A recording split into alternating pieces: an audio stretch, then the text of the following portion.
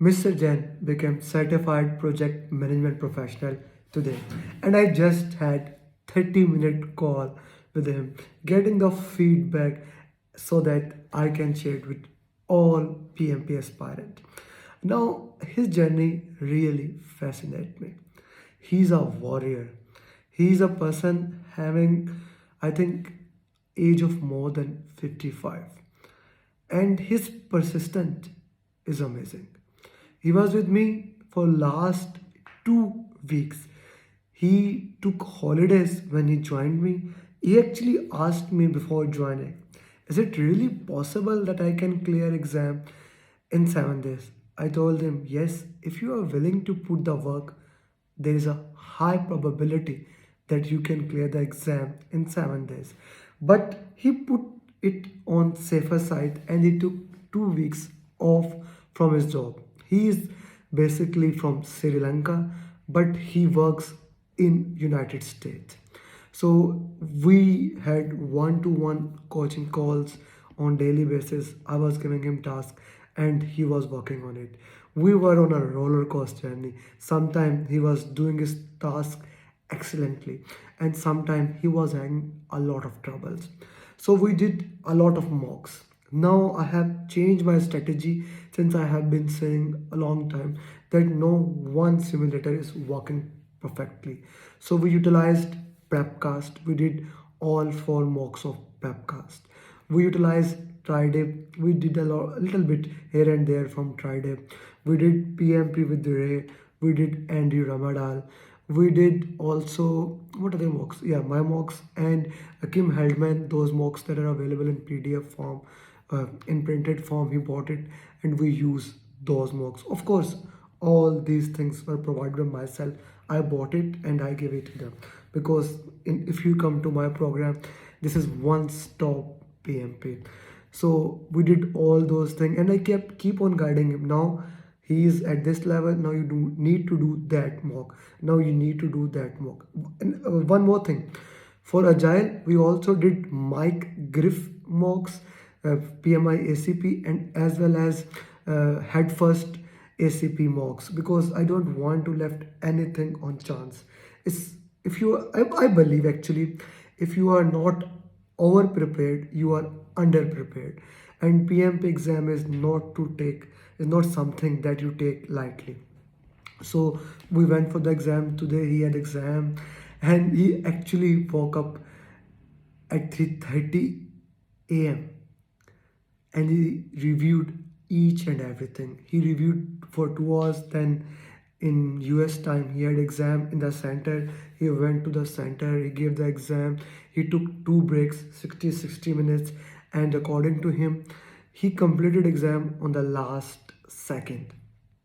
Now the exam was all situational based. Even all the questions in the exam, they were contextualized. There was no direct question. According to him, I have wrote all these things, but while we were having talk, 70% of the exam is on agile.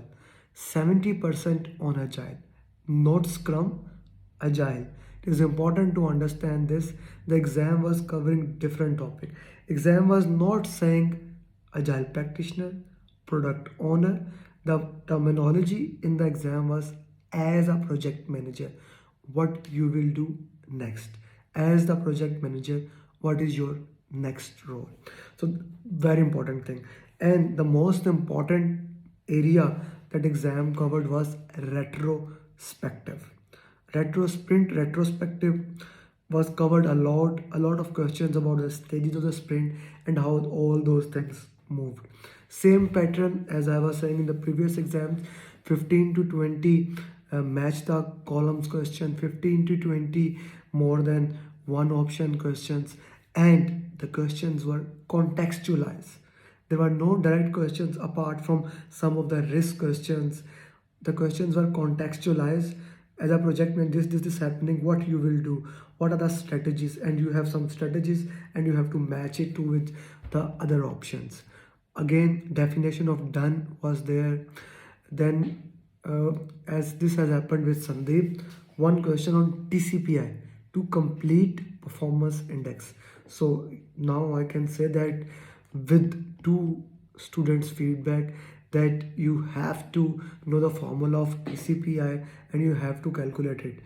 SPI, CPI and TCPI. No critical path question was there. Stakeholder communication and agile.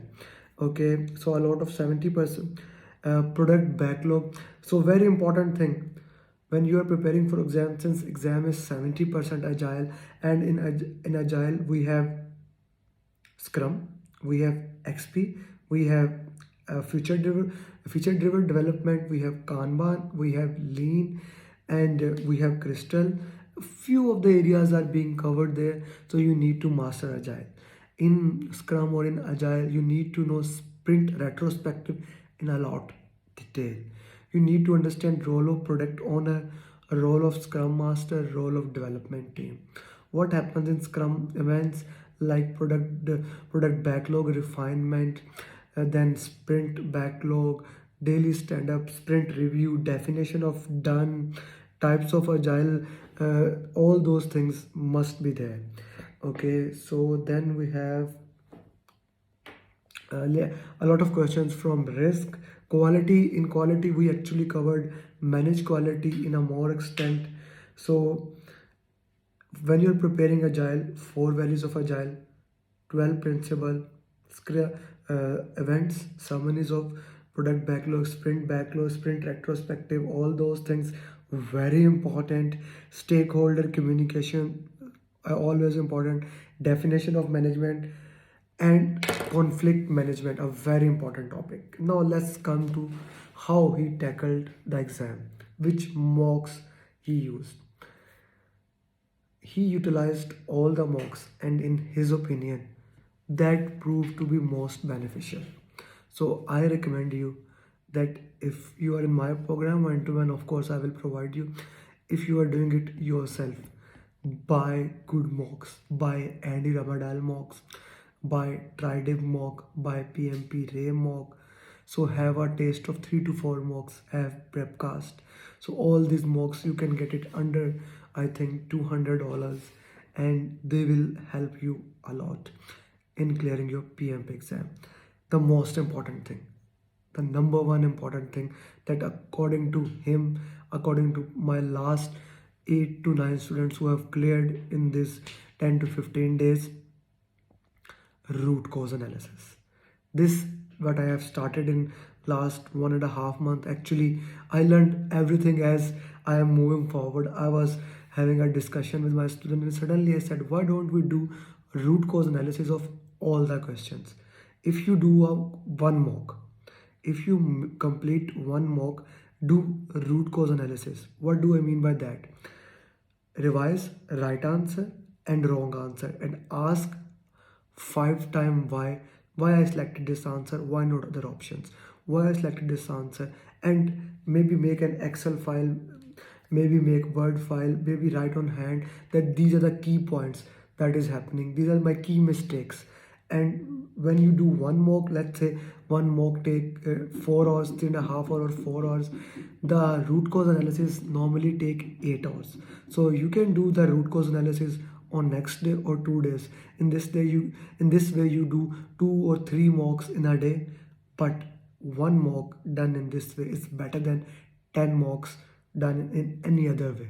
So implement that and I'm sure you can clear PMP exam.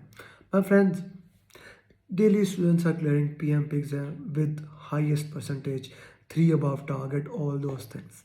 It's just the mindset. Whenever Mr. Jen sees agile question, he always says, I like agile, I like agile. To clear PMP exam, even if you're a civil engineer, petroleum engineer, you need to love agile. Understand agile in depth, understand predictive, understand journey of stakeholder communication, resource, scrum, risk, how 3 baselines are clear, how 3 baselines are created. And if you do that, if you do root cause analysis, if you understand all the concepts that I'm sharing with you on daily basis, I'm 100% sure you can clear PMP exam in no time. So become a certified PMP and do share your journey with me. Thank you very much.